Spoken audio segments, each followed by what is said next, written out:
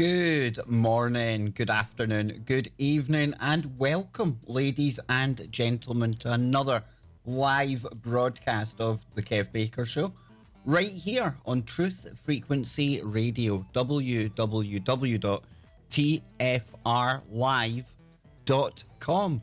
So I hope you're all raring to go for what is going to be an absolutely barnstormer of an episode here. I'm looking forward to this one. There's a good atmosphere. There's a good vibe going already here behind the scenes. And this is a show, folks, that has been a long, long time in the making. Because tonight I'm joined by one of my peers, somebody that does something very similar to what we do right here on KBS. And the way that the universe works, well, you know how it works in the land of Kev. Things go right sometimes, but then other times things collide. And every time I come on air, there's another person out there that goes on air at similar times. And it just so happens that most of the time, unbeknown to both of us and totally independent of one another, there are times when our topics, our shows, have basically synced up. Now, that in itself should be the first indicator that this show is something that was always going to happen. And not only that, but you often hear me giving a shout out to my good friend and somebody who's gone a long way to support the show, and somebody that's become a really good friend of mine as well, Nancy. And it was Nancy who had the luck and maybe the insight to put two and two together here. Because not only does Nancy enjoy hanging out with us here at the KBS chat on TFR and on YouTube, but she is also part of something else called the UU group. Now, we'll get into the name of that in just a moment, but I don't want to be triggering algorithms this soon into the show. And it was Nancy said to me some time ago, she says, have you ever heard of... And she gave me the name, and I'm thinking, no, I don't know, something rings a bell. So myself and Nancy went on to check out this other show that Nancy listens to and the group that she's a part of, and I was kind of blown away. Here was somebody else that was talking about all the same stuff that we go into here. CERN, quantum computers, multiverses, Mandelas, time loops, timelines, you name it. Dani Arnold-McKenny is on it. And I want to read you out something first before I bring this amazing individual onto the show, and she's going to brighten up everyone's day, folks. I can promise you that. But I want to ask you this. Do you ever find yourself constantly walking around saying WTF? And do you have that permanent, you have got to be effing kidding me, wrinkles deeply etched into your forehead? Do you know deep inside that this can't possibly be the reality that you signed up for? Do you find yourself spending a huge amount of time trying to get people to do their own research and think for themselves? Well, if so, and I imagine a lot of you listening to this right now are going, oh, hell yeah, Kev, then you might not know this, but you are actually something that is called an un-F-bomber. Yes, Dani is the woman behind something called Unfuckers Unite. And from now on, I'll be calling it UU. Now, they've got their own website. Dani hosts her own multiple shows. She's all over the internet. I'm going to drop links to her YouTube channel down in the chat room over in TFR and over here on YouTube. And she's an independent journalist, podcaster, and prepper, and a mother. And she pays particular attention to what's going on in this world and beyond. Like I say, she is the woman behind the un-effers, and she's here, she's live, she's in the building. It's Dani Arnold-McKenny. Welcome to the show. Well, hello, Kev. It's finally good to be here. I can't believe we got the schedule to line up finally. We got the schedule to line up. We got your Skype to work first time. We're here, we're live. I've got the cameras the right size. I'm telling you, it's going to be absolutely brilliant, Dani, and I want to give a shout out to Nancy because she's not been feeling too well lately. And it's great that she's pulled herself off her sick bed to be here to listen to this tonight. So we can't let her down, Dani. No, we can't let Nancy down. This is for you, Nancy. It's all for you. It really is, yes. You even done the hair for Nancy. You know, Look, I put a face on. I put a face on. Lipstick even. Come on. You see, I appreciate the effort for KBS, but Danny, let's get to know you a little first, right? Because who are you? How did you get into the whole podcasting thing? And tell us, what is the you all about? Okay, who am I? I I'm an activist. I've been an activist for 25 years. Political activist, political advocate. My background is actually maternal and infant health, and I did a lot of work and was involved on a lot of grassroots movements in that area of, like I said, maternal childbirth, pregnancy, breastfeeding, etc. And while that was kind of like my core piece that I was really highly focused on and could see the corruption, etc., you start to open doorways. With my own kids came on. I have 4 kids. Well, I have 5 kids, but my eldest son is like lives in Germany by himself. He's 28. He doesn't count anymore, as I tell him.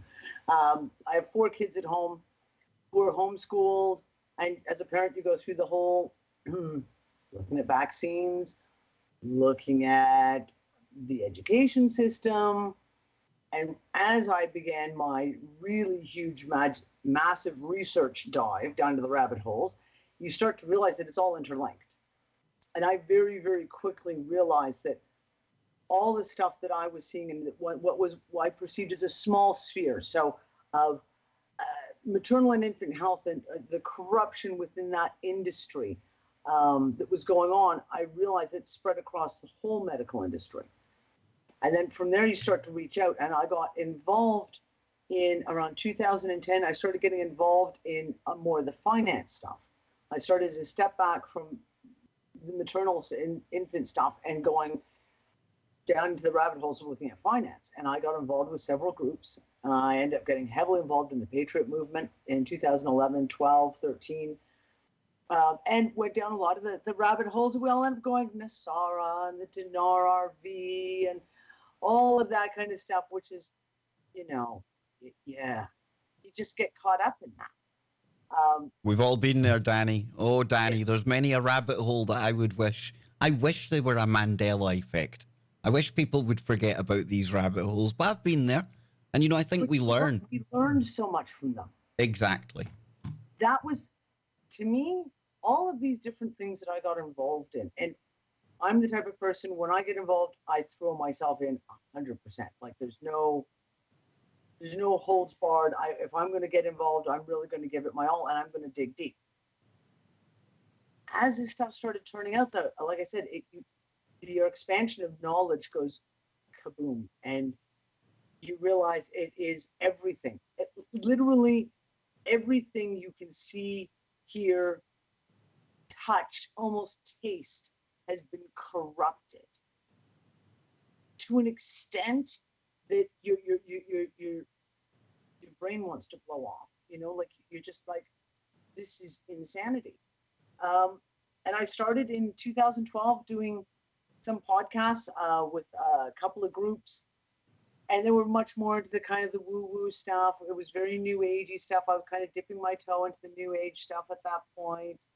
Another one I wish was a Mandela effect, but and then I got involved with the OPPT, and again, really threw myself into it. I ended up moving to Morocco. Our whole family moved to Morocco during all of the stuff that was going on there with the OPPT, the One People's Public Trust. And it's just escalated. And I learned very, very quickly that we have to keep asking the questions. You can't stop asking the questions. The moment we start limiting ourselves with what we thought we knew, or even better, those belief structures that sneak up and strangle us from behind, you stop moving forward. And that's when I went, I guess, still on that journey. I think we're all on that journey where you're still trying to ask the questions and like find these little belief structures that come up and smack you, and you go, oh, I can't believe I just said that. And the better the question that you manage to find out of all the questions you can ask, as opposed to taking you closer to the truth, what it tends to do is it opens up about another 10 other problems, other questions that you hadn't even considered. So instead of the more you get to know, it's actually the more you find out how little you do know. And we are on this journey, and I really appreciate you being so honest and frank, and that's something that we both are. And I've had my disasters along the way. I truly have. I've had the ambassador. Yes, I've had an ambassador that wasn't an ambassador on my show, working for an ancient Chinese bunch of ninjas. Yeah, I've been there. I've been there. But like you say, we learn from these things. And right now, with whatever's going on in the world, and I think it leads into what we're going to be talking about in a moment, the magnetics. So many people have come to this kind of point where they realize the world isn't the way that they always thought it was. And this is a crucial time, Dani, because when people are in that exact moment, when they're starting for their eyes just to open, we've got to be very careful, because it's almost like walking a tightrope. Too much too soon and you can push them way back to sleep. Don't hit them with something that interests them, and again, they may go back to sleep. But right now, it's almost doing this job that we do, providing information out there. It's so critical, because more and more people all of the time, and I hate to say they're waking up, but our consciousness is shifting. And I don't think it's a coincidence that this is going on at the same time as our magnetic shield, because that's what it is acting more erratically than it ever has done in our lives, and who knows how long, Dani. So yeah, this is something that you watch a lot. You watch people waking up on one hand, but something you're really interested in is the anomalies with the magnetic field. Now, I think the two are connected, not directly per se, but I want to get your take on this, because this is why I'm really keen to listen to what you've got to say here, because I used to look at the magnetosphere and all that stuff, and I know you get into that.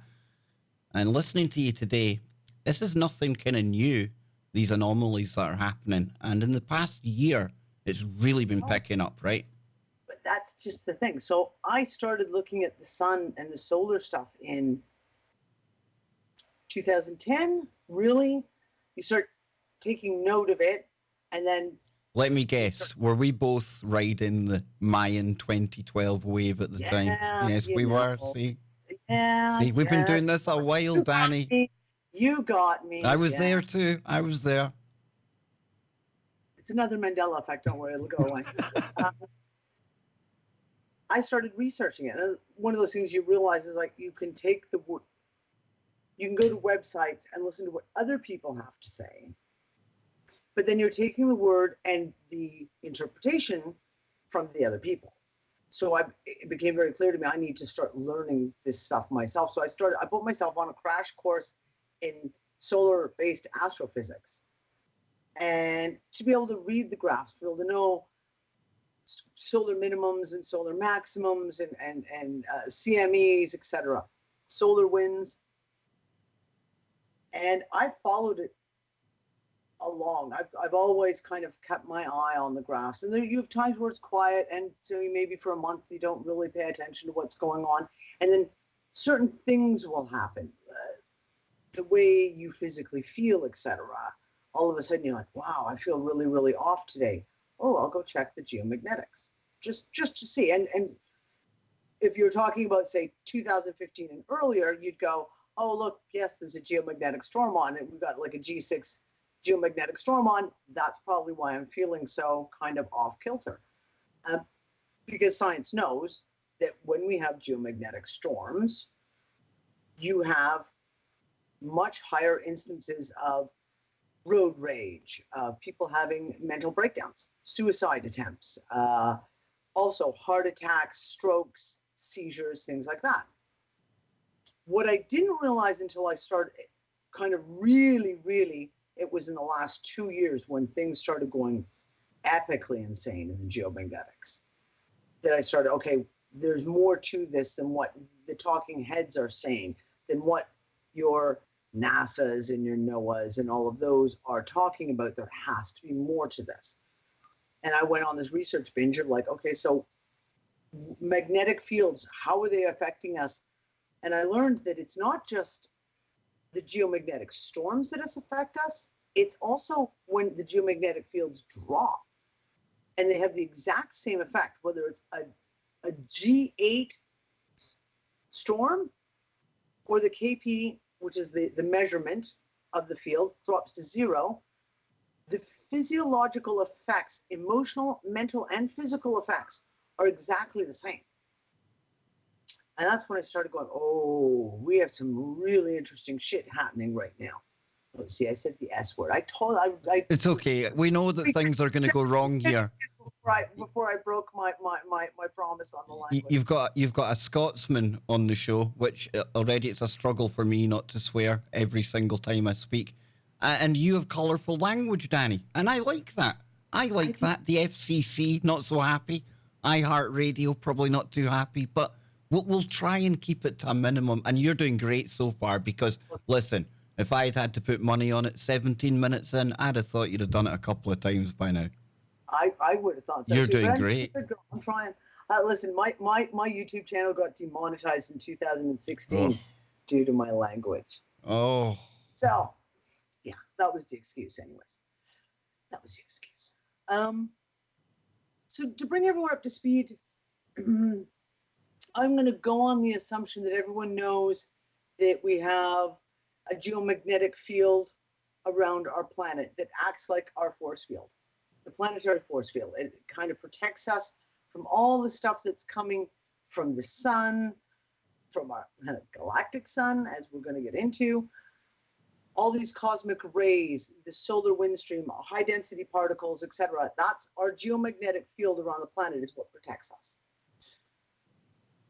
We are in the solar minimum right now. Solar minimum means that the sun is really, really not active, which means we have very few, haven't had a sunspot on the disk now for, I think, 4 weeks since we've even seen a sunspot.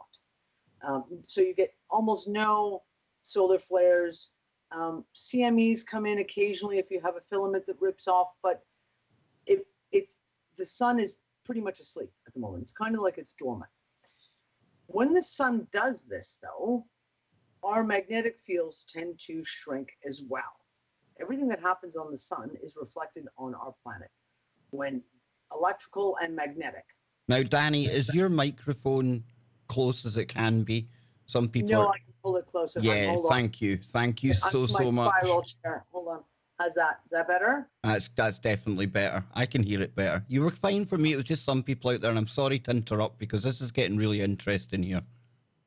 No problem. Sorry, guys. I can see my viewers who are in there who can maybe answer some questions if anyone has any questions, because I can't keep my eye on the chat and talk at the same time. It's okay. I'm one of these new age men. I'm one of these new age toxic guys that can multitask as well as be misogynist. It's great.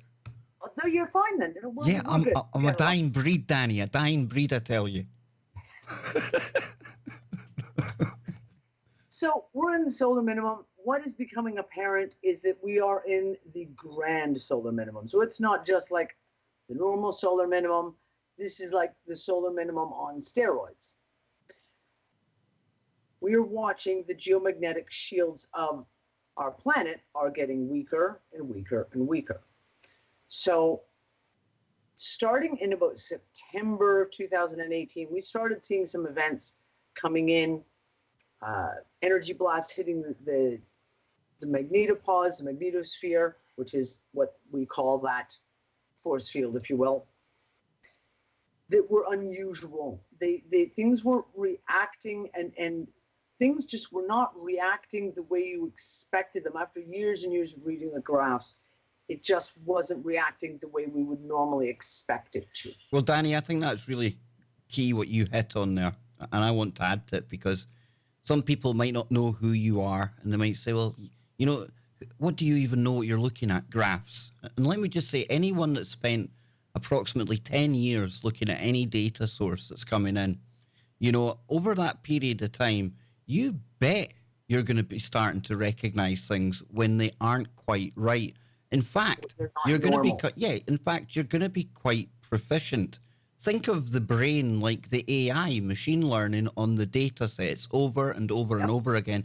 And over time, you do become very proficient and you do know what you're looking at. So when somebody tells me they've got that experience, Danny, and you're seeing something weird, that makes me sit up and take notice.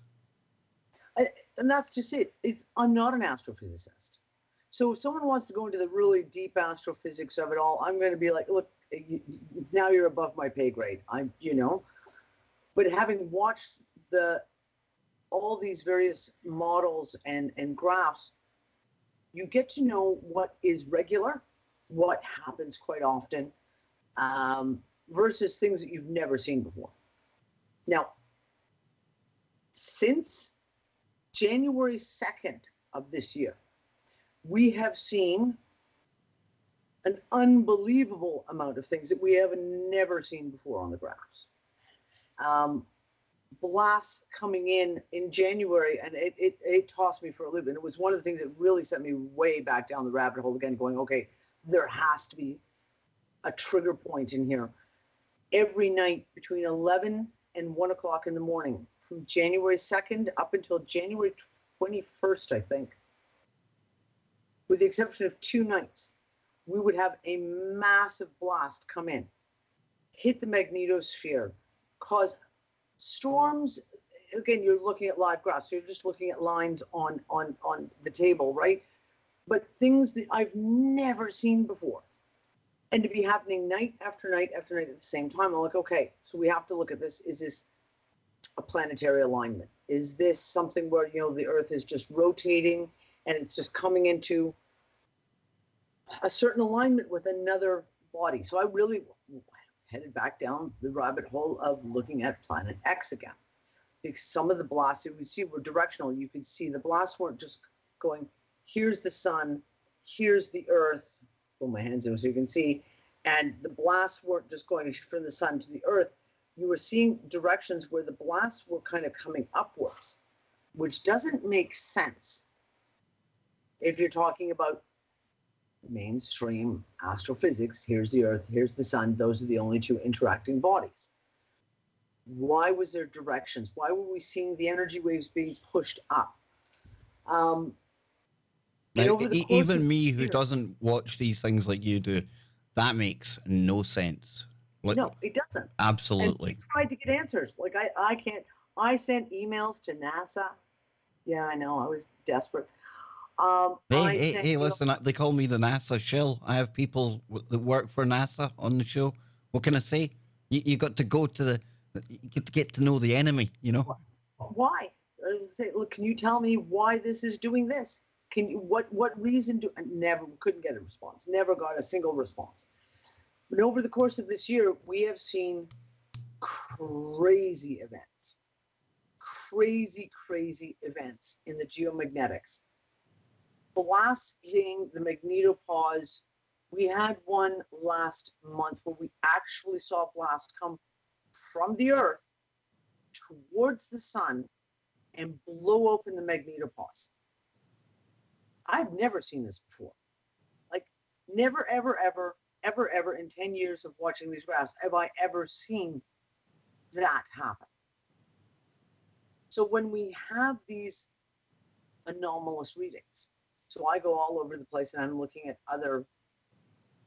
whatever feeds I can get my hands on. So the Corona, which is a riometer way up in the Scandinavian area of Europe, and they are measuring radio frequencies. And it's the same thing. When I went back, and I spent this summer, I went back through their record. Luckily, you go through their records from like way back. And you analyzing what's happening on this date in 2019 versus 18, 17, 16, 15, 14, 13. And I'm seeing patterns in the incoming or the measured radio frequencies that we've never seen before. Never seen before. So there are those who, I'm not going to give any fucking, pardon my language. There are people who like to debunk anyone else who happens to talk about geomagnetics, etc., because he likes to think that he knows everything. We all know who I'm talking about. But anyways, and he went on to talk about these fields and say, oh, well, these graphs that you're looking at are incorrect. They're just computer models. Well, of course they're computer models. anyone with half a brain cell realizes that it's not an actual picture. Hold that thought, Danny. Hold that thought. We're on the break. We're going to be right back in 3 short minutes. Awesome. You're listening to the Kev Baker Show on TFRlive.com. Now, we're still live on YouTube, Danny, so we still can't, like, swear and get naked and all the things that podcasters do during the break and stuff like that. But no, this is going really great. And, yeah, the magnetics. Now, when we come back, because aside, I didn't know that the magnetic shield, and as I call it, our protective bubble, I didn't realize it was quite as erratic as I found out today from watching your stuff, okay? But what I have noticed in the real world, in my life around me, is people not sleeping right, people losing their crap, people going mad, people being depressed. Losing the plot completely. People having heart attacks and strokes and seizures and I know, dogs like dying, new pets all of a agey. sudden This is going to dying. sound new agey, Danny, but new age. I hate the fact it's so demonized because they've got a lot of good stuff in there that is really relevant. And you know, we're finely tuned to the planet, to everything around us, whether we appreciate it or not. And something like the change in the bubble, that thing, we've literally grown up in a bubble, and now the bubble's got holes in it, and things are starting to change. And that has got to, I don't care if I'm like, I haven't done 10 years in universities. I think it's quite obvious that that's going to have an effect on people. It is. Yeah. And we're gonna touch on some of the new age rhetoric when we talk about this, because some of that is not wrong. Exactly. That's the way I see it. That is not wrong. The problem is they cherry picked the pieces that they wanted to create a new religion and then completely warped it. Yeah. It was a minority that took the good parts and because they became the most vocal, then the whole thing got tarnished, you know? And a lot of the new age stuff, you could look at quantum physics, quantum mechanics. It's actually proven scientifically. Some of the things you would go, oh, that's new agey. Well, not really. your new agey is another man's quantum mechanics. Go figure. No? I don't know. It's crazy. Crazy world. I think you're doing well, though. One swear is, I tell you, that's really good. I'm proud of you. And, well, the S-bomb doesn't matter. It doesn't count. It doesn't count. And we're all good. I'm trying. Well, you're doing absolutely brilliant. A big shout out to our listeners down under. I see Mammoth Girl coming in there. You'll like that show when she comes on, Danny. She and her husband have just qualified as archaeologists down in Australia. Yes, and they're into all of our good woo-woo. Absolutely, so proud really of them. Good stuff going on in that realm in Australia. You've lived down there, Danny, right? I was down in Australia in 2016 for 6 months. Yeah. You are a well-traveled lady. You really are. Yeah, I get bored easy. Yeah. Listen, hey, if you can up roots and go, have at it. That's what I say. Especially in this crazy world. Take in as much of it as you can. Yep. Yeah, well, you know what? That's how you expand your horizons, you expand your perceptions by experiencing the world, right? Experiencing the woo. So many people. And folks, hold on tight, because as we progress in this show, Danny's going to have you questioning your very reality. Just what's going on, when it's going on, and where we truly are. And that's the bit I'm looking forward to, I'm telling you. But let me check with the network. Let me see the time. There we go. We're ready to come back.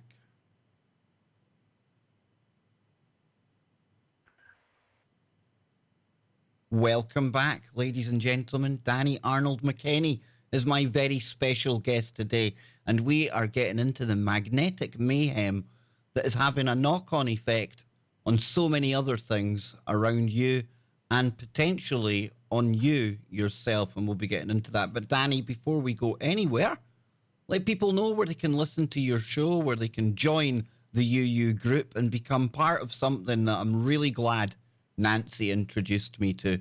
And I think a lot of the people from my audience, our two groups of people, our two tribes are going to lock horns, and it's going to fit perfectly because all like-minded people, let them know where to go.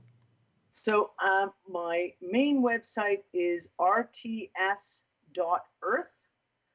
My original blog, my original website was called Removing the Shackles. And it's just over years gotten shortened down from Removing the Shackles to RTS. So it's rts.earth. Then the other site, which is our private membership site, which is called the Uneffers Unite. There it is. Look, I'm not going to say it. Sorry, the algorithm picked it up with its recognition. The algorithm's got it. We're done now, Dani. We're done. We're fired. Those are my two main sites. And then I have my C60 and skincare company, which is called Gaia'sGarden.com. Awesome. Well, I hope we can talk to you about that towards the end of the show. I'd like to get to know, especially the C60, because that's the story, and the whole story of the reason why I got into the C60 is because of the geomagnetics. Now, during the break, I was saying to you that I certainly wasn't keeping an eye on what was going on magnetically. Kept on seeing the odd story saying how the magnetic North Pole is speeding up, we're getting ready for a polar flip, etc., etc. So I knew there was something going on. But then this is your forte, this is what you watch. And I was saying to you during the break, I might not have known the magnetic stuff, but what I can tell you, and what I am observing around me, is, and I can include myself in this, is sleep patterns been out of whack, mood swings, people getting sick. Yeah. What else have I got down here as well? Not only that, but people reacting in ways that they would not normally react. And I'm not just talking about your typical snowflake stuff, but people just in general getting triggered or having overreactions to the littlest thing. Now, I was saying to you as well, I think it's all connected because it sounds new agey, but we're very much connected to and vibrating along with this planet. And we've actually literally, as a civilization, as a species, we've grown up within a bubble. Literally a magnetic field, a magnetic shield that acts like a bubble from all of these energies, all of these particles, some of which we do know, lots of which we don't. And I'm wondering how big an effect this is having on us, Dani. Well, this is it. So the insanity has continued. And even right now, I'm at this point in the last month and a half, I watched I check the graphs 3-4 times a day because literally we're seeing just crazy stuff happening. Spikes that there's no reason for. So, for example, you will get a coronal hole on the sun when it becomes magnetically connected, when it rotates around, when Earth rotates around the sun. Get it right. You know, there's people will pick up on that, Dani. Oh my God, she a flat earther. No. You get connection, and all of a sudden you have what's called the solar wind stream.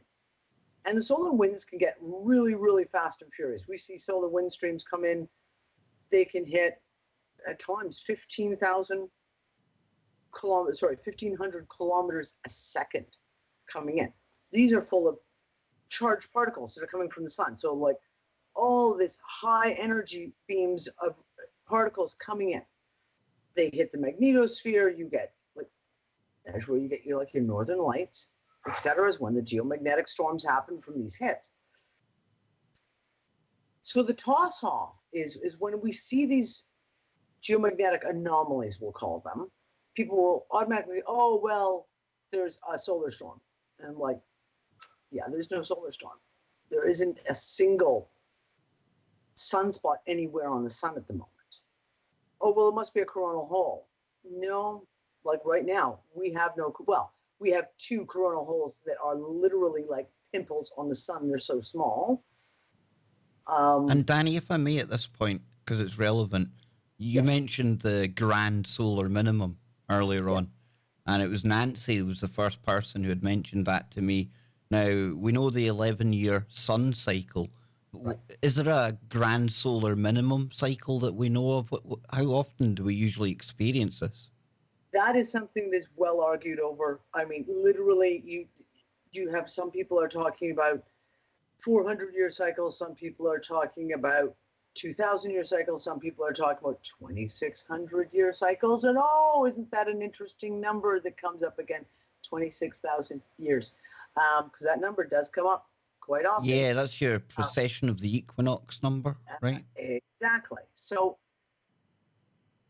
we don't have data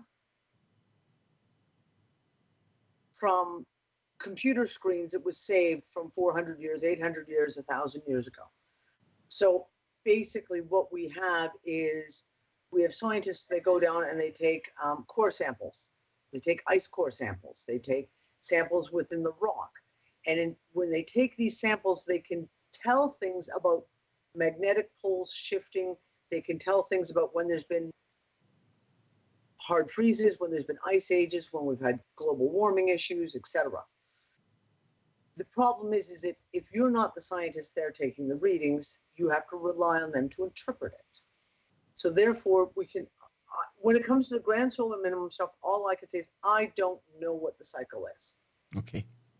I don't know that we're in a grand solar minimum right now because I don't have information from the previous one to go on to make comparative notes to. What I can say is the fact of, given that information has been coming out about it, given what we're seeing right now in the graphs is so radically different, something has to be different. Yeah. So if some people want to call it the grand solar minimum, okay. I'm not going to say no, because we are seeing minimums. Well, like in 10 years, I certainly haven't seen that. That's another thing I like about you. You keep your mind open to everything, and you have to especially when you're doing this kind of thing. Absolutely. We don't have answers. Yeah. The fact of the matter is, every subject that you and I are going to talk about tonight, ad nauseum, we have no answers for. And when you can get to a point where you can say, okay, well, I don't have an answer. What I can do is try and put pieces of the puzzle together on the table and then try to, what is logical? What is relevant? And sometimes you have to look at puzzle pieces that are really, really way, way out there. You know, like Planet X, like a lot of other types of theories like this. We have to go, wow. And we said the New Age stuff, there's this precession of the equinoxes. We can't take that off the table. We can't take it off the table. There was a really excellent article. There is a website. If you're following any of the earth changes, the earthquakes, volcanoes, the massive floods, storms, etc., there's a website called The Watchers. Hold on, guys. I'm just going to pull up what is the actual. It's watchers.news. And they're really, really good. Okay, well, I've lost Skype. Where's my Skype? There's my Skype. I'm back again. Because they give you a running tally of all these things that are going on. They put up an article by a physicist, an astrophysicist, that is from, I'm going to say, about 2 weeks ago. And he's talking about the fact that we are currently crossing the galactic plane, i.e., we're crossing that precession of the equinoxes. And in that area of space, if you want to call it, we're talking about dense amounts of energy. We're talking about incredible amounts of particles, dust, debris. Now, one of the things on Watchers you can do is you can go in, you can side click all their, they've got different parameters for searching, and go look at how many flaming objects have gone flying across the sky. Like, literally, if we think about this, 10 years ago, if there was a comet, an asteroid, anything like a flaming ball of fire going through the sky, it was like a major international news, and everyone was going, ooh, ah. Now it's every other day. Every other day. It's insane the amount that are happening. Well, and this is what people were talking about. You'll remember this. Around the time of 2012, the fact that we were meant to be crossing the galactic plane. And I tell you what, credit to a few of the researchers out there, and I'd love to be able to remember them off the top of my head, Dani, but they were always quick to remind, usually George Norrie or one of the other hosts that was speaking to them, that this wasn't something that happens, that one day on December 21st, 2012. It could take years to transition this. Almost think about it like an equator on our planet, folks. We've got the northern and southern hemispheres, and the Milky Way in itself has got a top half and a bottom half.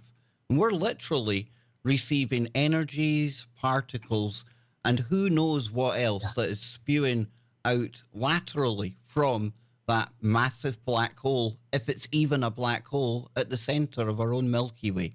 So this really is an interesting time. Exactly. So this is the thing. Modern science likes to make grand statements. Well, this is how it is here. Therefore, that's how it is everywhere in the universe.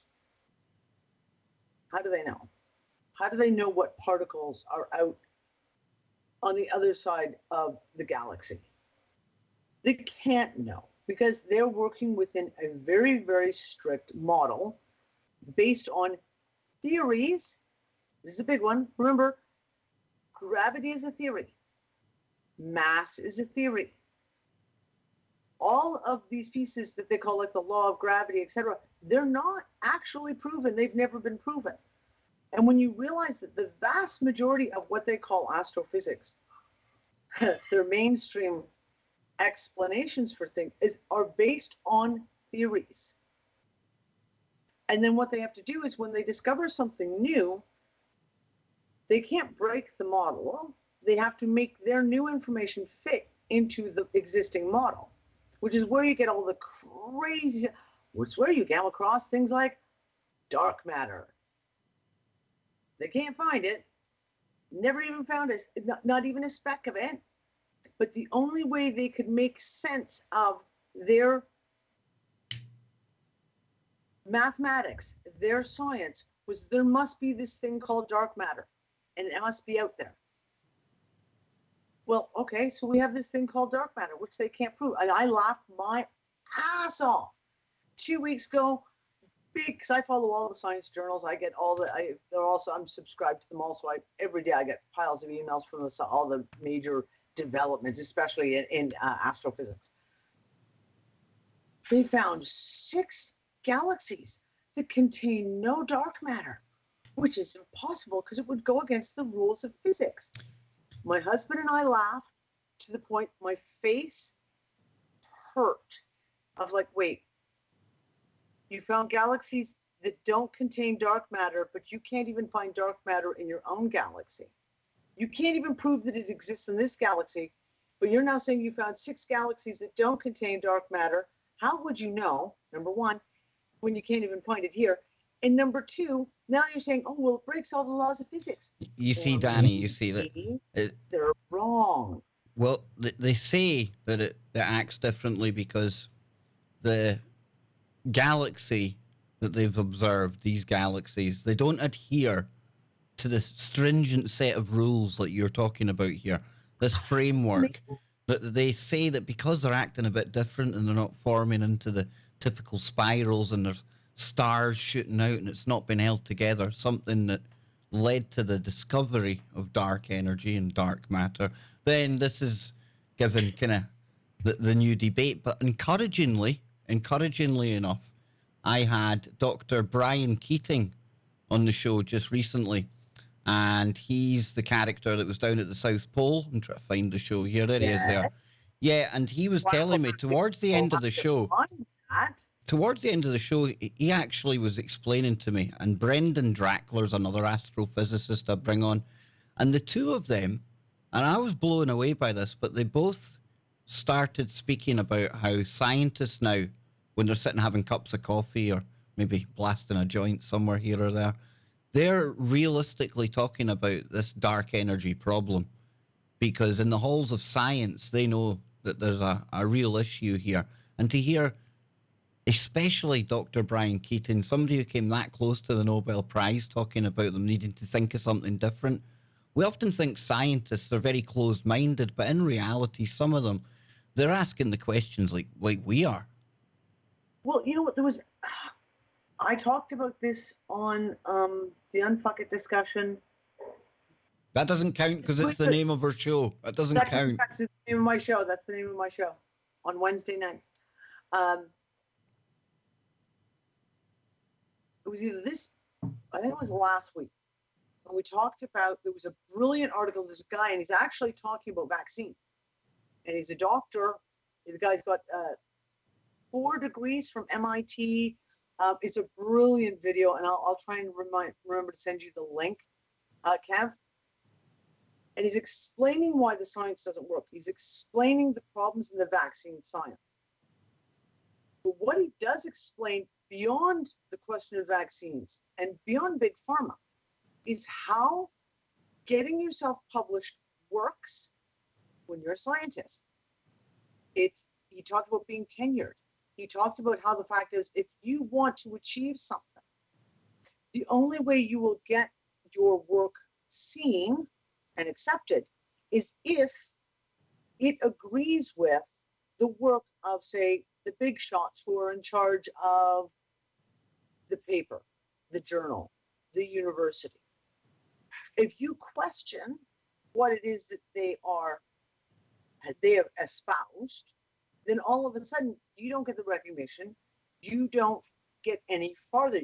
It becomes impossible to actually get papers published and seen and cited unless you are following the mainstream byline. And he said, this is a massive problem when you're talking about peer-reviewed papers, because in order to get your paper peer-reviewed, you've got to write something that your peers will agree to, which is crippling when you're talking about science, whether it's chemistry, biology, physics, quantum physics. It is crippling because it should be an area where we are always expanding our knowledge. We're always learning more. We're always questioning. But when the scientists can't question officially, like you said, it becomes a massive, massive problem. And it becomes basically like a negative feedback loop, right? Nothing new is going to grow out of it. So when you talk about things like dark matter, now I'm really a huge proponent of the electric universe theory. And to me, it is, out of everything I've read over the years, there's only one thing that makes sense. And that's the electric universe. Oh, you're singing from my hymn sheet now. Oh, yes, indeed. Well, and this is the thing. So, for example, when at the beginning of the year, when we were seeing all these events playing out, and I'm looking at trying to make connections, are like, is the Earth connecting to the sun? Like, are we looking at connections between planets? Are we looking at connections where the magnetic and electrical fields are connecting? Well, who are you going to talk to? No one talks about the connections between planets and moons, etc., better than astrologers. Well, it just so happens that in the UU group, we happen to have 3 amazingly knowledgeable astrologers who've been doing this for eons, and they lose me. Like when they get talking, it's like, hi. When you start taking astrology and tie it into electric universe theory, it's the same thing. It's exactly the same thing. They're talking about planetary alignments. That's exactly what the electric universe stuff is. It's talking about when all of a sudden you get, Pluto's here and Uranus lines up here, and all of a sudden you have, like, say Saturn connects into there, and then boom, Earth is here. Boom, and it's basically like making a huge electrical connection and magnetic connection between all of those fields. And it's really, really interesting. But this is the thing. You've got to be open enough to be able to look for information outside of. And, Dani, it was, I think it was an 11 or a 14-year-old Australian kid who actually was the first one to demonstrate with models how these magnetic portals between the sun and the earth work. And really? Yeah, that was a few years ago. I'll dig up the picture in a minute. But she had managed to put it into a computer model that you visualize these things. And the reason I bring that up is because, when it comes to science, you don't need necessarily all these letters after your name to know what you're talking about and to do something new, to really change the game. And not only that, but when Dani's talking about magnetic connections, whether you're a proponent of electric universe or not, as I am, by the way, Dani, very much so, these magnetic connections, their particles are exchanged at the speed of light between planetary bodies. They cannot be denied. And I know people will say, well, Just because science tells us, Kev, doesn't mean they're real, but they are real, Danny. And when we talk about electrical and magnetic, so everyone, I will explain it so that people have the understanding. I was like, everything that happens in the magnetic field is a cause or reaction or mirrored in the electrical field. So, for example, on our Earth, you've seen the toroidal field. This is the magnetics. Here's the North Pole. Here's the South Pole. And you have the toroidal field. And the electrical field runs the other way. Everything that happens in the electric is seen in the magnetic and vice versa. It's the same in our bodies. Our bodies have magnetic fields, electrical fields, and when you're talking about magnetics, the larger, more powerful magnetic field is what guides the fields and changes and controls the lesser fields. So if the sun's magnetic field is doing something, it is going to radically impact our Earth's field. Vice versa, if we look at our Earth's magnetic field is going to impact our personal magnetic field, our electrical field. All of these things are going to be impacted, which is why, because I've been working in natural healing for 25, 30 years, which is why I created the skincare company that I have.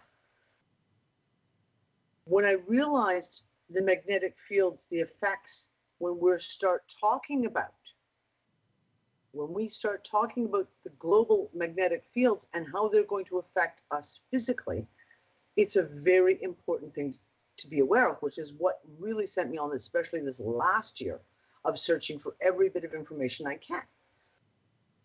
Now, one of the things when our geomagnetic fields are becoming weaker and weaker, they're letting in a lot more cosmic rays, solar radiation, ultraviolet, gammas. All of these things are flooding in right now. Now, there are several people who've been really done amazing jobs, especially for the last 2 summers, of going out there with ultraviolet meters. And there was one in particular, I cracked me up. And he walks out and he's got the TV on, and the TV's doing the news weather, and they're saying, oh, and make sure you have your sunscreen on. Our UV index is at a 10 today.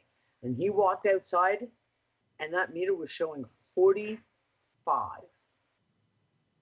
Not 10, 45. Is this something I heard Cliff High talking about a few years back? And he said, the UV, it's going to start going off the charts. And when you start feeling the pinpricks on your skin, that's when you know. Okay, this is it. I talk to, because again, I deal in skin. 90% of the healing work that I do is topical and deals with the skin. I'm in Malta. This year, I barely went out in the sun because I would go outside, and there were days where the moment the sun hit your skin, you felt like you were frying, and not just frying as in sunburn. It was different. It was like you say, it would prickle. It was as if you were being cooked from the inside. Yep. Now, one of the things that we know is that not just UVA and UVB, now we're talking about UVC. UVC is now, there's now 3 major studies that are showing UVC is now penetrating to ground level. And all the big talking heads in health agencies have sworn up and down for 40 years, UVC never gets through the atmosphere. We don't have to worry about it. It'll never hit ground level. Well, it is now. And there's never been a single study talking about the effects of UVC on humans, plants, animals, the fish in the oceans, etc. That was one of the big triggers for me on the C60 and looking into C60 fullerenes. Because one of the things that we know about C60 is not only does it protect against ionizing radiation, it can also reverse the damage that has already been done through ionizing radiation. And I've done the test myself, where I've literally put on C60 oil before I go out. And the difference is night and day. And we're to the point now where like I've said, we can't trust them, as I call it, they can't trust them to tell us what's actually going on. We'll be back after these short messages. Don't go anywhere. Danny will be right back. I lost track of time. Too busy listening to you, Danny. That's always a good sign. But yeah. Okay, well, you just got to remind me where I left off, because I will do that in the 30 seconds. I can't believe we've got like an hour down already. And I say this all the time, but folks, you've got to appreciate sometimes when you're hosting a show, it's easy to lose track of time. I get that. But then there's other times like this where it's just crazy. And I suppose it was always going to happen when we were going to end up talking about time and weirdness and woo. So yeah. Well, we'll get into that, and we'll get into that when we get back. Yeah, we can segue into that, but because when we come back, again, I don't think we really truly we did address like the way it's affecting people right now, the sleep and things like that. That's what I want to talk about. Yeah. And that leads into the whole, yeah. People need to be aware. I'm just going to go and fill my coffee, Danny. I'll be 2 seconds, okay? Now, I can put some music on if you like, or I can leave you with the lovely chatters. Only 260. Don't get paranoid. I'm looking. What's going on in the chat? Okay, right. I'll be back in a second. I see Lemon. I see Zero. And Clive. I'm looking in the chat saying, hi, guys. I see you out there.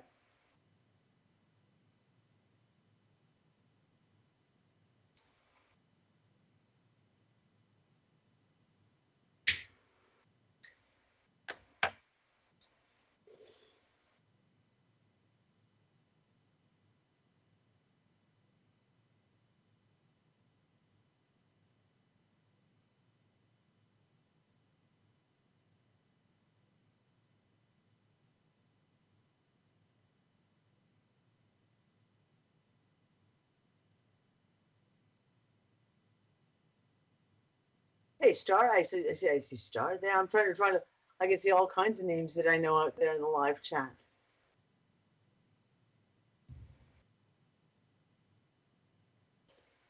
Nice to meet you too. And there's Nancy. Hi, Nancy. I hope you're feeling better tonight, sweetie.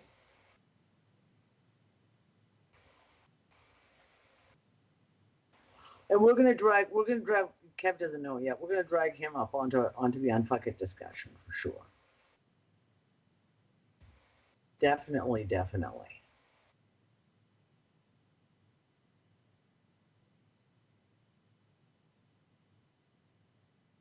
Boy, thank you, Nick.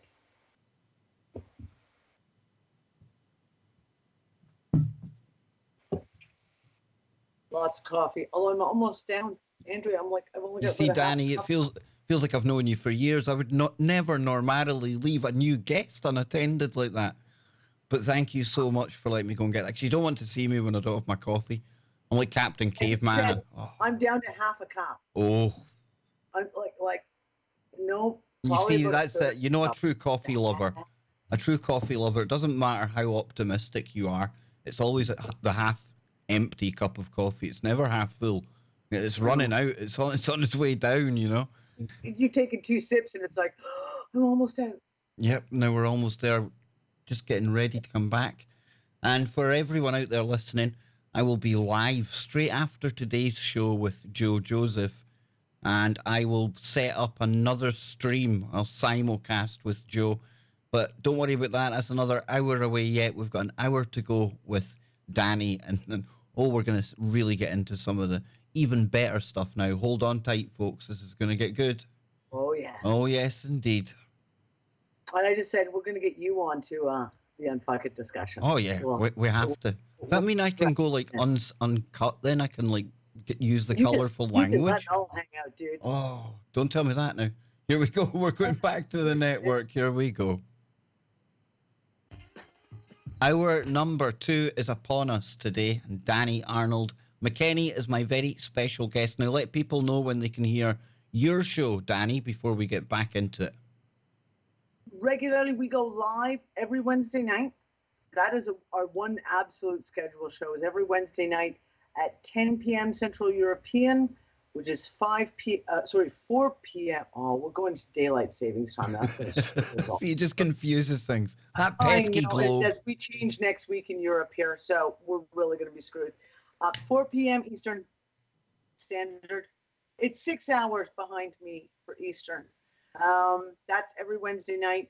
On Sunday nights, the UUers and I hang out and we watch a movie every Sunday night at the exact same time. And the last few months, we've been watching Fringe together. I tell you, that is the one thing. Nancy knew when she mentioned that you're a fan of Fringe. She knew she had me. Now, that is one of my favourite shows ever. Anna Torv, brilliant. Walter, an absolute crackpot legend. When was the last time you watched the whole series? See, I've not really rewatched any of it. It was just... Do yourself a favor. Is it one of those ones I'll see more now? Because you're good. This stuff that even... We just started season 5, and I always kind of say season 5 is kind of like my least favorite season because it was when you already started seeing the corruption where they were trying to cut off the storyline. Yep. We watched the first 3 episodes this Sunday just passed of season 5, and already I was like, oh, I didn't remember that. Oh, that's really, really damn interesting. Where am I going to find the time to watch more TV? Damn you, Danny. Damn you. I'm going to have to do this now. I am. Oh, I'll you have to sign up for the Unfuckers membership. I have a library because I'm a readaholic and I'm a researchaholic. So after so many years of our group and me saying, hey, I've got the papers on that. Oh, I've got the book on that. I actually downloaded my entire library into our library. So we have a massive library in there, and there's about 6,000 books. But there's also the video library, and right now we do swap out. Yeah, you won't be able to see it. Yeah. I'm behind the membership wall because we got to keep, the riffraff out. Absolutely. I bet. I imagine. But the entire Fringe seasons, all 5 seasons of Fringe are in the library for you to download if you want. And of course, it should be no surprise. Anyone that knows Fringe, it's obvious people like me and Danny are going to love that show because it gets into the multiverse, stuff like this. But just before the break there... Subtle things. Oh, big time. And it makes you wonder. I tell you, it's like David Icke is Fringe. The longer time goes on, the more the ridiculous starts to become factual. The norm? Like yes. We go, oh, wow. It's like paranormal. When does the 20 years ago. When does the paranormal just become normal? Because you know what I'm saying? That's where we're at right now. I know. Weird is every day. Weird is just your kind of base level of normality nowadays. It truly is. So before the break, we were talking. My shows was saying, we thought, last week was insane. This week is more insane. And now insanity doesn't. It's just on an exponential curve straight up because every time you think you've seen it all, the next week comes along and you're like, are you kidding? I think the curve looks more like a roller coaster or an Etch-a-Sketch at this point. It's just everywhere. It's lost the plot. But before I forget where we're going, before the break, you were talking about the UV. It's one way that people are experiencing the shields going down, the changing sun as well. I mean, when I was growing up, sounds weird, I'm not like 90, but when I was growing up, the sun was orange. Whenever I painted it in school, it was orange, it was yellow, blue sky. Yeah. Now it's like this silver disc. I mean, that in itself. It's so blindingly white. You can't. I've never worn sunglasses. I don't agree with sunglasses. Even when I was much younger and sunglasses were really hip, my gut always said sunglasses are not good. So I've never worn them. But it's gotten to the point now in the last 2 years where I actually have a crap pair of sunglasses that I carry in my purse. Because there are times where the sun, and we're here in Malta where everything is kind of limestone and white, where the sun is so blinding that it literally hurts. Like you instantly get a squint headache because you're looking like this. It's like causes pain. That's not normal. Like you say, we remember the sun from our childhood. Danny, I walk down like Union Street in Glasgow, and some of the characters I pass, I have that very same look on my face, and it's nothing to do with the sun. I sometimes wonder where I am. I am on the set of The Walking Dead. Am I literally playing a part in the Fringe? Because I don't know where I am anymore. Fringe season 4, episode 12. Even if that's the only one you go back and watch, you're going to watch that episode now after everything we've seen in the last couple of years, and you're going to go, oh, shit. Season 4, I've got episode it. 12. I've got it written down on the paper here. Yeah. So this is it. The ultraviolet's coming in, and with that, we don't know what else is coming in. Like there's gamma rays, there's all kinds of other things we don't have. It's like that LIGO experiment, right? The LIGO experiment, they won a Nobel Prize for detecting gravitational waves. Now, I've got no doubt they detected something, but how they can differentiate between something they've never found before, and they're only theoretical, and something they maybe just don't understand, which probably I would put my money on, is beyond me. And that proves that at least there is definitely new energies, new waves that we can say are bombarding the planet, that they're real. That, I mean, mainstream science would have to agree. If they're not coming from the sun, and like, for example, like I said, the last 3, 4, since Sunday especially, we have been just getting bombarded. Shock after shock after shock is coming in, wave after wave, as I call it. It's not coming from the sun. The sun is a dead stick. There is nothing going on. There's no solar wind stream coming from the sun. So where are these energies coming in from? They're coming from somewhere. Now, we have a whole lot of interesting news coming out about Sagittarius A, which is our galactic central sun, or as they're now calling it, the galactic central black hole, because now apparently Sagittarius A is a black hole. I don't believe in black holes either, by the way. They're talking about seeing these massive blasts. All of a sudden, Sagittarius A is blasting off and shooting all this stuff out. Well, guess what? As we all know, light travels at a set speed. If they're seeing the light from these blasts, is that what's hitting us? I haven't been able to come, and I've done a ton of reading on this in just the last 3 weeks alone. I can't find anyone who can clarify for me, or let me say, outwardly say that I am wrong. What I'm saying, if they're seeing the light,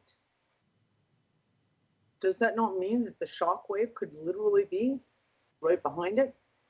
Or the light particles themselves? Yeah, if the particles travel at the speed of light, then I don't need those letters after my name again to go, well, they've traveled at the same speed as the photons. They're here. Right? So these are the things. We don't know what kind of energies are coming in, but we can look. And we can look at, so for example, in our group, besides the website, we also have a group on Facebook. If you want to be added to the Facebook group, you're going to have to send me a friend request. And I never look at my friend requests. Neither do I. I have like 300 of them. Send me a note, send me a private message saying, please add me to the UU group. And I'm more than happy to do that. We talk openly. And one of the things that group was created was to give us an outlet to be able to talk privately. Well, you know, private as you can be on Facebook, about physical symptoms, about what's going on in our lives, Mandela effects, and I'm talking the personal wild Mandela effects that are going on. And we are very good at keeping track of these instances. So when you have a wave, last week we had a wave of people and pets having seizures and strokes within our group alone. During the summer, we had several members have heart issues, all within the same week. Just boom, heart issues. When you realize the geomagnetics and the electrical fields of the planet directly impact ourselves. It's one of those things I put out warnings when I see this. So for example, we touched down, I'll refresh the page right now and take a look, see if we've managed to climb out of, let's refresh. Just going to see if we're out of 0 kp. No, we popped out of 0 kp. So that's really, really good. We were down for about 4 hours today. Our geomagnetic field was at 0 kp. On Sunday, we spent all of Sunday in 0 kp. That means the magnetic field is completely at its most weakest. Same thing on Sunday. Massive amount of car accidents, massive amount of people having. I've got friends who work in hospitals who will talk about and say, I have one friend who will like send me a message going, "Are we in zero KP again?"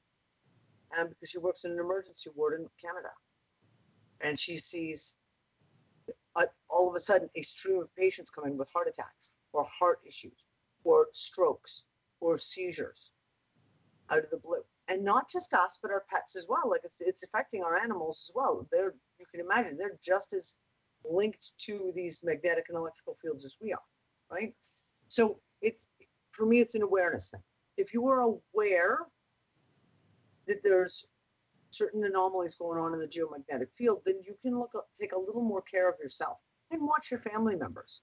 If you have family members who are maybe a little emotionally unstable or mentally unstable, those are the times where they could be easily triggered.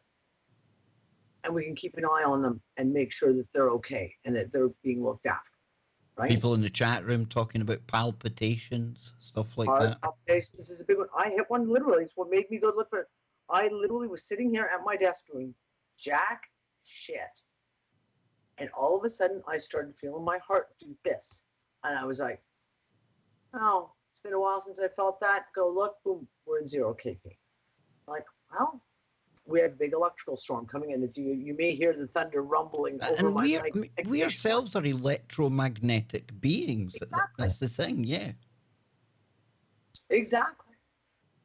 So yeah, I mean, and that's one of the reasons why I got into the C60 and began heavily researching it, is because I could see that when we have all these cosmic rays coming in, these unknowns coming in, as far as things like, and the knowns, just blatantly the knowns, the UVA, B, and C. I've got my entire family taking C60 and hemp seed oil. And they take a dose every single day. I give it to my dogs. I have a special mix that I make just for the animals that is almost like a multi-mixture of oils with the C60 mixed into it as a preventative to just try and help us keep our equilibrium when we're dealing with all these incredible rays coming in, especially the ultraviolet, like I said. And I have a daughter who's a ginger, and she's only had 2 sunburns all summer, and I swear because of the C60. She takes it every day, and when she's going out, she puts her C60 on her face and her nose and her shoulders, and it helps give that little bit of extra protection that we need. Yeah, ginger is not very forgiving, and being over in Scotland, you just have to point around the room. You're seeing ginger people over here, and yet we pay extortionate amounts of money, right? Too much money to go away abroad every summer so that we can actually physically burn ourselves. Yes, it's crazy. I have one of the products I make is for sunburns. And it's my joke because I literally have been known on Marsaforn Beach to go down and see people who are just literally frying and come pull out the bottle and give it to them and say, just please put some of this on. You're going to thank me later. Just put that on, would you? And then they'll on their shoulders, et cetera, because they're so. I'm one of these freaks that go brown. I just have to be out there doesn't matter how hot, just boom, brown. I don't know. It's something to do with the pigment, obviously. I'm not complaining. I could certainly do with a top up now, but in October in Scotland. Come visit me in Malta. I think I will. Yes, and of course you're in Malta. I mean, on the couch. The archaeology over there in itself, we could do a full show on. And we're going to, we'll get into your website and things towards the end, but I'm really keen to get into some of the other weird, anomalous stuff that's happening in tandem. Yeah, wherever you want to go. Mandelas, time slips, time anomalies, timelines, fringe, the multiverse. They're off the charts. And like I said, and you and I talked about this, but I'll say it for the audience. I got involved. I started spotting the Mandela Effects in 2015, and I was hardcore. We actually, my husband and I, and the group that I worked with, actually uncovered several major Mandela Effects ourselves. And the kinds of things, for example, as like, what's the universal blood type? That was my husband and I who discovered that. And when we discovered that the universal blood type is no longer O positive, now it's O negative.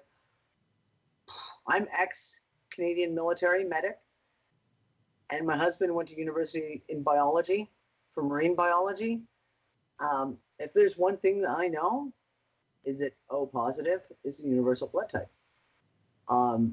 Because when I worked in Thailand as a volunteer medic, I was used as a universal donor several times for a straight line transfusion in emergency situations because I'm O positive. I'm the universal donor.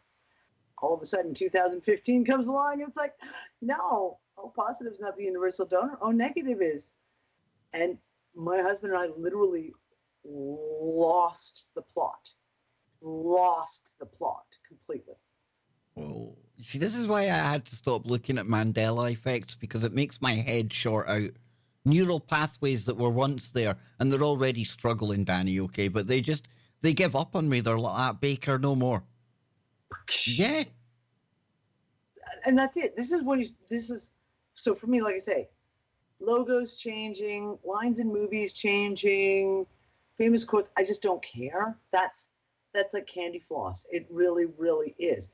It's when we're seeing history being changed. Like World War II history has been so radically changed, some of the stuff that's going on there, that I'm buff. I've read a lot of history, and that's an era that I really have done heavy research on prior to. So when all of a sudden they start balloon bombings and Nazi U-boats coming up the St. Lawrence Seaway in Canada, I'm like, no, it's not like my reality. The worst one I heard recently was the reason that the Americans got into World War I. And for me and so many other people out there, especially, watching Alex Jones documentaries and things back in the day when it was going over the history of stuff and all the things that have gone before. The Lusitania and the sinking of the Lusitania, right? Famous false flag. And for me, that was the reason that America got into World War I, but not anymore. No, it was a bombing on somewhere called Black Tom Island, which to this day has left damage in the Statue of Liberty. Yeah, I know, Danny. I know. Okay, that's a new one for me. And it was I heard the whole damage to the Statue of Liberty. Yep. That was what we covered on the show in 2016. Well, yeah, that was caused by an explosion in somewhere called Black Tom Island, a munitions kind of factory.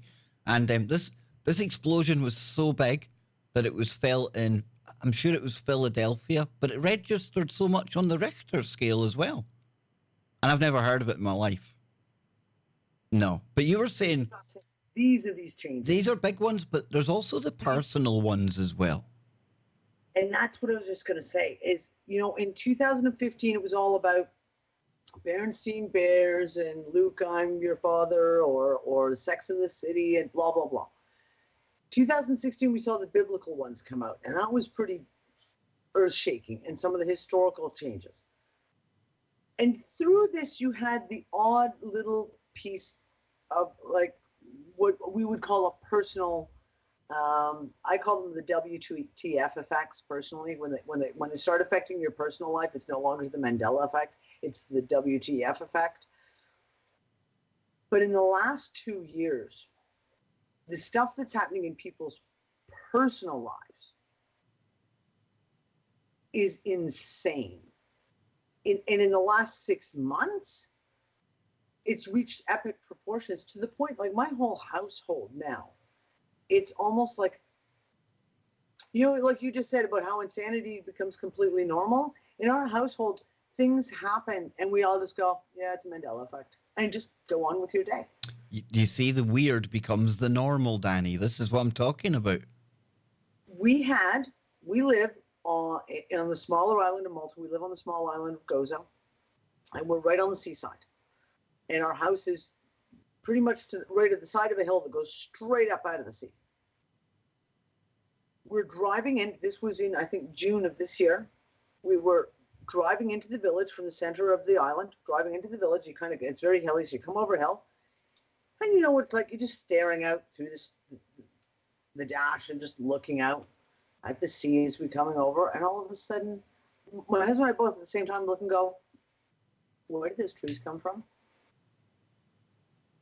And he looks at me and I look at him, and there is a grove of trees that's about 100 meters over and 100 meters up from our house.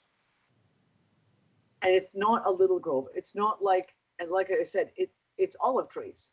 So it's not bamboo where you can say, okay, well, bamboo can grow really, really fast. You just didn't notice it. All of a sudden the bamboo grew and now all of a sudden, no. This is a grove of olive trees. It appeared, never been there before. The very next day, because we're sitting there going, that's interesting. My husband's driving back home with a friend of ours and says to her, so what do you notice about the hill over there? And she turns and looks and goes, where did those trees come from? How long have those trees been there? And Nick's like, bingo. And our boss on the network here, Chris, I sometimes speak to him off air, obviously, and without going into it, he's had these geographical ones, something very similar to what you're talking about there. And the reason I bring that up, folks, whether it's Dani, whether it's Chris, or whether it's so many of you out there, and again, the Mandelas can be so personal and individual at times that we must never ever mock anyone when they claim that they've had a Mandela, because who on earth are we to question how somebody remembers something? Now, I get on the personal ones, we have to take into account that sometimes people misremember things. I get that. But then so much of the time, you can't put that down to this. And it's like deja vu for me, Dani. You know, you never ever laugh at somebody when they say they're having deja vu. You just accept that. And Mandelas are the same, you know? Exactly. There are times where you put down your keys and they disappear. Mm-hmm. And you laugh and you go, okay, either I'm stupid and I put them in a different spot.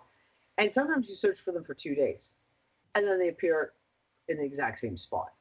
And you can sit there and you can say, okay, well, maybe someone else picked them. One of the kids picked them up, they moved them, but they just so happened to put them right back. But then you have things, and I've had so many of these instances where something is, my purse is on the dining room table. And walked and gone, looked and going, I just walked in from the shops. My purse, I know I put it on the table. It's not on the table. Turned around, looked at the counter, turned back, and it's back on the table again. The stuff that we've seen in our locality changing, buildings changing color. We've got a big, huge concrete boardwalk, or I guess it's more like a dock that goes out into the water. Now has graffiti on it that was never there before. And I don't mean like spray painted, I mean as in carved into obviously wet concrete. And we were taking the dogs out, it was 2 months ago. And we're walking out onto there's a big square area out into the water, walk out there with the dogs. And we both look down and go, well, that wasn't there last week. And you just kind of shrug and go, again. It wasn't there last week. Exactly. I know it wasn't there last week. My husband knows it wasn't there last week. My kids know it wasn't there last week. But there it is. Now it's there. And I get these stories. Because I talk about it on the show a lot, I get sent stories that are like crazy. Crazy, as in people waking up and an entire room in their house has changed color. You can't tell me that you just didn't forget that you painted the walls yellow. Right? Like that doesn't happen. Like people literally walking in and going like, my dining room is yellow. My car has changed color. I've had so many. That was 2018. I had about 4 people in a matter of 6 months. I just walked down to my car and my car has changed color. It was silver before and now it's like a darker gray color. And I know. And you know, when you call up people and you go, what color is my car? And they say silver. And they'll be like, you'll be shocked when I pick you up today. It's gray now. I didn't paint it. It's. Now, on the other side of the break, we're going to be taking you into the realms of the speculation quadrant, because how on earth are anybody, or is anybody meant to really give you the ultimate solution and explanation as to what's going on here? And I tell you right now, folks, if anyone's out there on YouTube or anywhere else telling you, I know exactly what's going on here, probably best tuning into myself or Dani, who will openly admit We know some things, but there's more things that we don't know than we do. Now, Dani, when we come back on the other side as well, I want to hear more about your website, some of the stuff you've got on there. But this is good. It's been everything I thought it would be. But I think we might need to do a follow-up because there's still so much more to talk about. Join us after the break, folks. Don't go anywhere. More with myself and Dani. We'll be right back. There we go. I hope you're enjoying your time here, Dani. We're having a blast. I've been loving this. No, we're definitely going to have to do another one because we haven't even. Exactly. I'm thinking. I'm looking at some of my I've got like bullet points all over the page, and I'm thinking I haven't touched on even a third of these. Yeah, not even a third. Great audience tonight as well. I must say you've brought in you've brought a big crowd with you here. You know, the live streams usually in the afternoon we top out 150. You've almost doubled that here tonight. So yeah, big thank you to everyone. And all of you new viewers that have come over from Dani's group, a big warm welcome. I hope you're bonding and getting on well with the KBSers out there, forming symbiotic and other kind of relationships, I hope. Who knows? You know, what stays in the chat or what happens in chat stays in chat, right? Stays in chat. That's right. That's right. Yeah, so let people know, before we come back on air, let people know about your website. I'm going to pull it up here. Tell us more about some of the stuff you've got on there, Dani. I'm going to ask everyone, if you want to come and join, I've just wiped out the membership. We've had nothing but nonstop tech problems. And I just said, we had it set up. It was $5 a month, $50 a year to be a member. And I've just said, I can't deal with this anymore because of our membership plugins have all crashed. So I basically made the membership completely free now. You have to pay $5 to sign up. And that's because we have to keep the trolls and the spam bots out. Like there has to be a payment that goes in there. Otherwise they go nuts. And I'm going to just be doing basically an honor system. We're going to call out every month saying for donations, like, hey guys, it's that time of month again. We need donations to come in because we have to keep all the websites going. We've got to keep the libraries up. And because we pay for cloud servers, we pay for memory, we pay for all kinds of stuff. And I just started an Unfuckers business group. And the Unfuckers business group, I just bought a bunch of paid stuff. I bought it in the way of as a reseller so that everyone in our group can use all the software. So like that's all stuff coming out of our membership budget. So but anyone who wants to join up, give me another week because we're still trying to fix. We've got to get a new plugin in there. So I'm going to ask everyone, don't sign up yet because you're not going to get access until I can fix the broken plugin, which will come up hopefully in the next. Plugins, the bane of my life. That's something I really need to get back on top of the website. I'm thinking about totally revamping it because since I've done it before. I just rebuilt my Gaia's Garden site from the ground up. I do a lot more of this live streaming now, so I think I need to kind of tailor it more for that. Yeah, definitely. It gives me a project to work on as well. Always got to keep the mind active. I don't know about you, Dani, but I have to take a smoke to stop the voices. You have different things that you're in the mood for, like different. And for me, I love doing web design stuff because if I'm in that mood, it's something I can just go in and just go.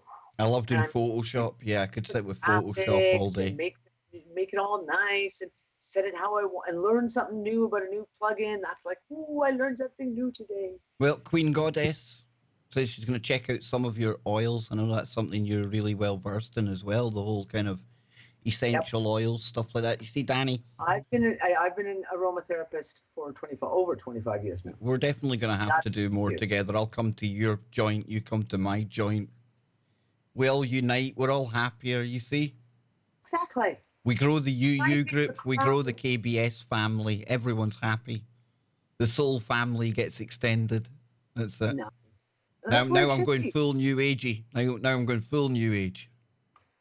You know what? It's about, and I talk about community. Here we go. I'm going to bring it back. Here we go. Sorry, Dani. Here we go. There we go, ladies and gentlemen. Final segment already, unfortunately, because I hope you're enjoying this half as much as I am. There's some shows you anticipate as a host. Dani will know what I'm talking about. But sometimes that's perilous because they never quite live up to expectations. Not so much today, though, because this has been everything I hoped it would be. I've had a blast. Dani's had a blast. We're going to do it again multiple times.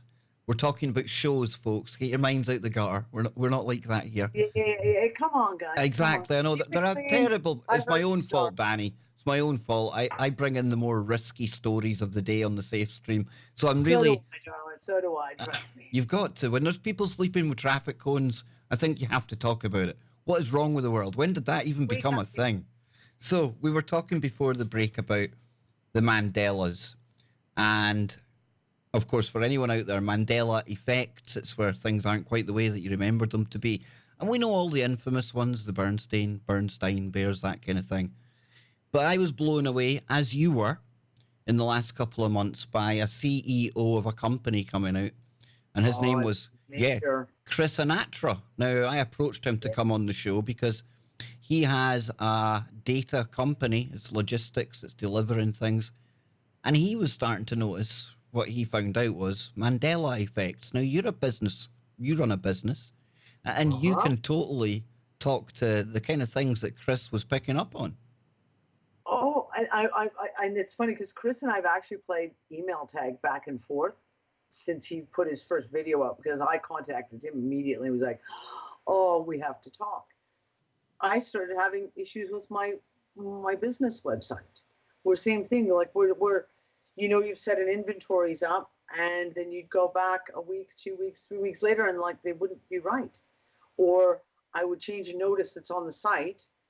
For the C60 products, I always used to, if we're behind in production, I always put production notices up because it takes 360 hours to process C60, and it give dates. It'll be like, right now we're at 3 weeks for production time, and I would update those continuously. And then all of a sudden I'd go back and I'd go to update one and find a notice up that was from months ago.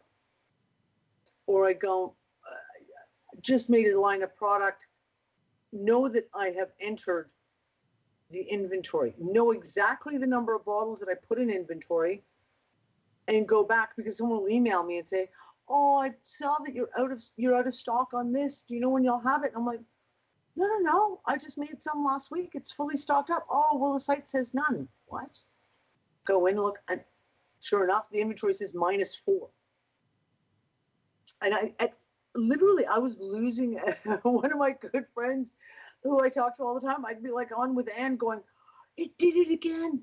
The site is, and you begin to think that you go through that process and you doubt yourself, like, did I not hit save? Did I not? But mine auto saves. Well, did it somehow the computer reset to a previous stored backup? Well, no, because my computer backs up every single night. So if it was going to go to a previously stored backup, it would be just from the night before, not 4 months before. So I have seen this, and I've talked about it a few times, and I have other people who I talk about it. I've got a good friend of mine who is a graphics designer, and he has literally messaged me, losing his mind, going, I just finished doing a logo for a client. I turned off my computer. I woke up this morning. I turned my computer back on, and it is not the same thing that I designed. It's not the same. I know it's not the same. I didn't design this, and yet it's mine. It's sitting there, and yet that's not what I just designed for them last night. So I'm going to throw this out here. We have certain things going on around the world financially. Someone made a comment about Brexit, and someone in their family worked for someone in one of these big corporations, and they're panicking right now because they're trying to track inventory. They don't know where different things are, like where are they and where's this and where's that. And I've sat there and was like, okay, well, maybe some of the shit that we're seeing globally, like companies like this, major corporations, is that some of those Mandela effects, like happening to them? Where it's like even things like money being moved, or maybe it's being moved, but we're not sure it's being moved. And like we're talking in central banks. If it's happening to us on our books, is it happening to them too? Just recently in Canada, there was an American bank who had credit cards up that they put out and sold, gave out in Canada. They just forgave all the debts in Canada. And we all went like, okay, they closed down all their operations, and their excuse was it was just going to be too much hassle to try and track down all these, So we just said, fine, we'll just wipe out all the debts for everyone. And some of these people had like talk about getting the slip and finding out that $25,000 forgiven, Nice. $10,000 forgiven.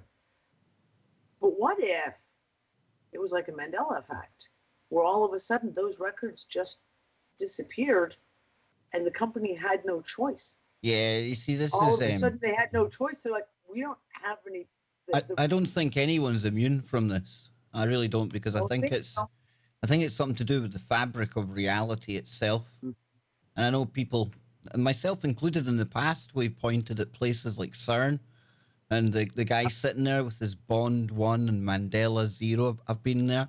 And I again, was there. yep. And again, was that really him tipping the hat that they're having an effect, or was he trolling? Was he being a scientist, knowing that it would go absolutely viral and people like me and Dani would be all over it? We don't know. But I think this is something that it doesn't discriminate. What I mean is, data is data, whether it's ours, whether it's governments, whether it's billionaires, and none of it's safe. They can't firewall this off. It's reality for me, Dani, that's changing. But I ask you then, I throw it back at you. What's your best speculation as to what's changing the fabric of reality? Depends on what day you ask me. Yep, same here. Literally, I'm very fluid. Like, I'm very fluid with it. Computer. We were in a computer construct, and literally version 18.5, when they did the update, just didn't take, and the whole system is now crashing.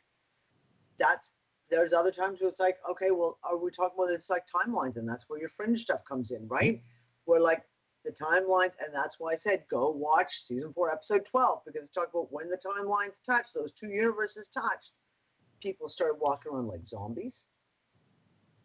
People started having double memories where they were flipping back and forth between their life in one universe to the life in the other universe, and just people were losing their mind, going crazy, going violent all of a sudden, and attacking people. Okay, I've got a new one. I've got a new one talking to you here. I've got one forming, right? Because we're in our page in the book, and I often say that you picture the multiverse just like that, pages in a book, one above, so one below, and on and on. And we're going through this area, this location in space, where we are getting bombarded with energies from whatever it is at the center of our own Milky Way. We're all guessing there, scientists included. Like Dani says, even they don't know anymore. So what if, along with the X-rays and gamma rays that we do know about, again, I think physics and science in general, we know about that much, a little slither of it. And we think we know it all, but really there's so much more. What if, Dani, what if there's another light source, a more energetic, a more powerful type of gamma ray, X-ray? And what it's doing is, because it's hitting us directly along that equatorial plane, it's almost melting the two different timelines, parallel realities together because of the energy that's going through the two of them right now. And it's like a ghosting effect. I like this. It's like a ghosting. Well, if you think about like we talk about the holes in the ozone layer, that kind of thing of what you're talking about, where then you have bleed through, where just one bleeds into the other. Now, on our show in the last 6 months, we've been going back and revisiting a lot of pre-2012 stuff. Re-looking at some of the stuff that we interviews, shows, etc., that prior to 2012 or in like say early 2013 and 14, listening to that stuff again.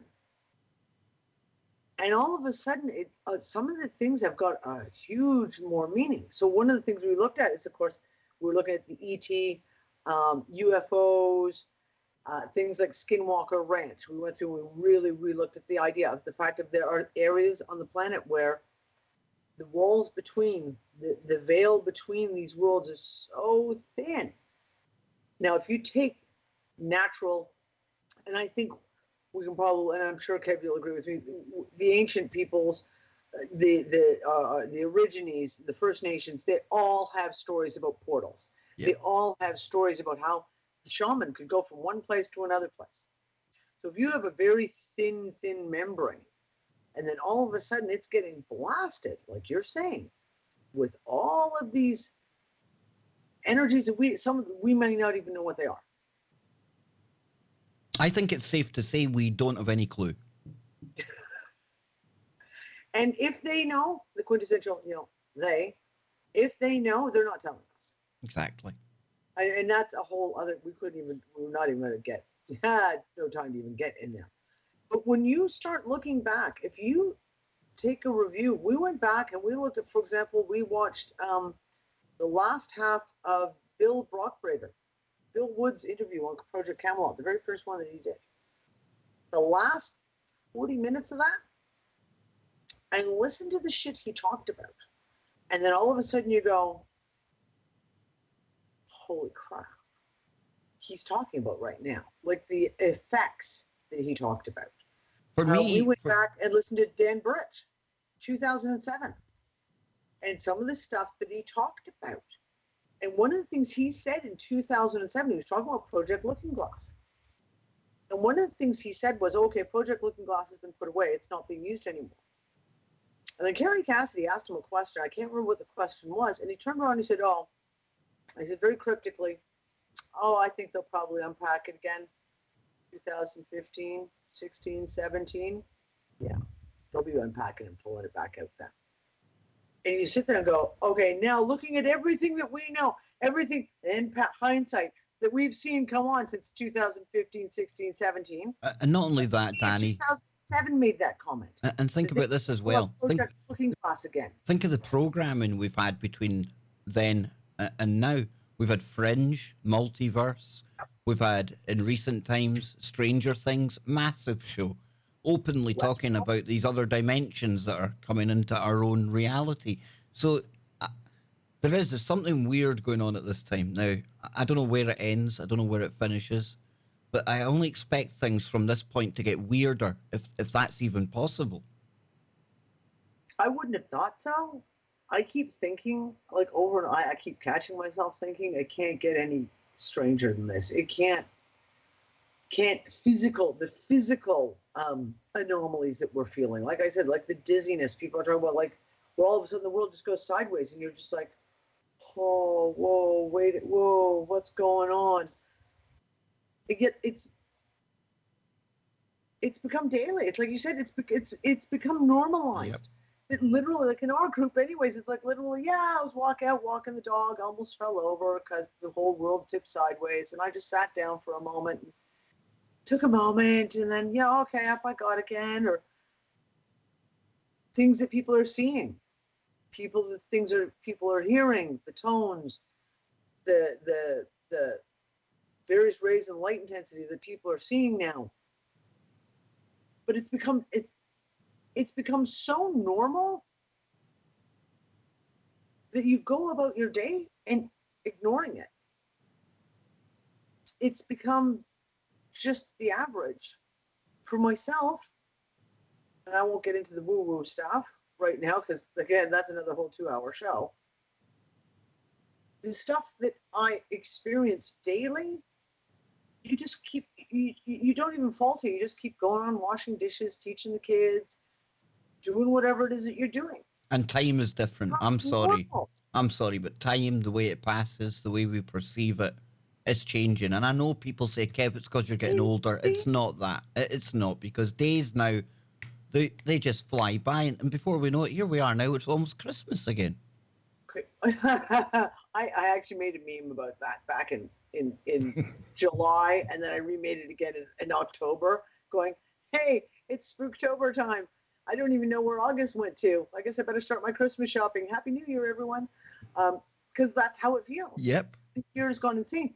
But we had an anomaly that happened, and like I said, because I track these things, on September, I'm pretty sure it was September 23rd, that we had an anomaly, and we saw it in the geomagnetics. The geomagnetics do something we've never seen before, to the point there was a ton of videos that went out all on YouTube. People going, oh, what the hell was that? And you take that as one piece of the puzzle and you put it over here. And then within the next 2 days, there was, I'm going to have to say 6 or 7 of our UUers. And then private messages that I got from people who lost an entire day. An entire day where they were, all of a sudden it was Thursday. And they were like, but where was Wednesday? Did I have a Wednesday? People, good friend of mine, getting up and all of a sudden standing there in complete and utter confusion going, but it's the 25th. No, but it's the 26th. And I'm supposed to be here on the 25th. And oh my God, what day is it? I don't know what day it is. I can't. Incredible confusion where literally time is jumping like that. I lost a few days ago, Sunday, I lost 3 hours in the middle of the afternoon. I wasn't doing anything spectacular. We're just putzing around, doing the kind of shit that you do at home on a Sunday afternoon. Yeah, that's where I'm getting it. It's between. Literally lost 3 hours because I looked at the time from the time I sat down. I got up and walked away from my computer, putzed around, did some dishes, took the dogs for a walk, sat back down with what should have been 20 minutes, 3 hours. Yeah, I'm noticing like late afternoon into evening time. It's just it goes at breakneck speed. You go put a cup of tea on, you sit down. Like you say, you potter about. I do my Mrs. Doubtfire bit while Anne's at work. And then she comes in around 6 o'clock, and honestly, between 2 and 6, it's gone. Oh. And then before I know it, my show starts at 10, and then that's another day gone. It's weird. For me, as I turn around and be like, I'll be sitting on the computer doing something, and all of a sudden one of the kids will be like, Mom, when's dinner? And you're like, I mean, when's dinner? And I'll look at the time and go, oh my God, it's 6:30. How did that happen? Last time I looked at the clock, and I'm sitting in front of the computer. It was 4 o'clock, and then all of a sudden I've got my dogs behind me. So at 5 o'clock p.m., they know it's dinner time, and they let me know. I can't tell you how many times I've turned around being like, it is not your time yet.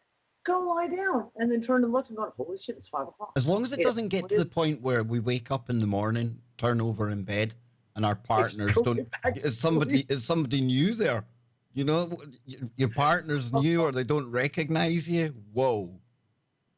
I literally had those thoughts, and we've joked about it, being like, like if you same thing, you wake up and you have an extra sibling, or you have one extra child. In my case, the joke, because I'm kind of like foster mom to a bunch of other kids, so it gets confusing as to how many kids I actually have. It varies from day to day. And then they have the teenagers, and that gets really terrifying when all of a sudden you have 10 teenagers in the house and you have to feed them. But I've joked about that, saying, is it going to get to the state where all of a sudden you're going to wake up one morning and there's going to be like, you're going to have an extra pet or an extra child, or you're going to be lying next to someone different. You're like, oh, who the hell are you? So I don't know. So I mean, for me, I think it's something at the very base level of reality going on. Now, if you had to, again, there's no right or wrong answer here, obviously, Dani, but what do you think? I mean, where does it end? What's causing it? Your thoughts on it before we get ready to wrap up, and obviously we'll take another look at your website before we go. Darling, if I was to go where I would go on this point, we go deep into the woo-woo, we would need at least another 2 hours. That's another show waiting to happen. Then see, this is what I do. Yeah, I do remote viewing, and have done most of my life without realizing it had a title, and that's what I was actually doing. And some of the stuff that you see, some of the stuff that I've seen, and same thing, not just myself, but whole scores of people, all that I communicate with, are all seeing at the same time. It's like, are we going to loop again? Because I think that we've been in a loop. I think we've been in a loop since 2012. And not a loop as in, here's linear time. And let's say we got here to 2012 and that they took us somehow off the track completely. And we are outside of time. I don't know. That's one of the theories that I'm kind of working on right now. Are we coming out of that loop right now? That's one of my big thoughts. That'll explain why everyone's loopy. I had to go there. You set me up for it. Come on. Loopy. Big Yeah. time. Yeah. Yeah. So tell me more about your website, Dani. Which one? The UU group, what stuff you've got in there? C60 as well. I know that's something new. And it's something I've heard about before, but I've never really looked into it. I had a guest at one point was really into the C60. Danged if I can remember who it was. It was a long time ago. But yeah, this is something. And science. I mean, science talks about C60 a lot. It is. I see it differently than most people. So when I discovered C60, my immediate response to the information that I discovered was very different than the scientific response that all the scientists do. And that is that the scientists look at the C60, the carbon-60 fullerenes, which is a form of carbon, a natural form of carbon. It is not man-made. It is a natural form of carbon. When scientists talk about it, they talk about only that one piece. It's like, here's the C60, that's the only important thing. But I'm an aromatherapist. For me, I have studied oils for 25 years. So I understand a lot, in some ways, much more complex ways of how oils work, how our skin works.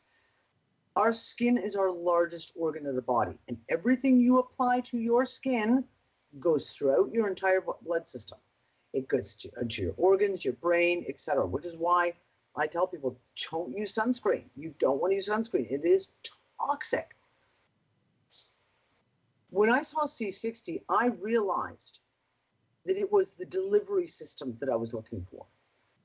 Because when we talk about the skin and you're dealing with essential oils, etc., you're always trying to talk about how to get it deeper, how to deliver the essential oils deeper in to where the problems start. And because I deal with skincare, you talk about things like eczema, dermatitis, wrinkles. These are all much deeper into our skin, much deeper levels of the epidermis than where normally oils can actually penetrate to.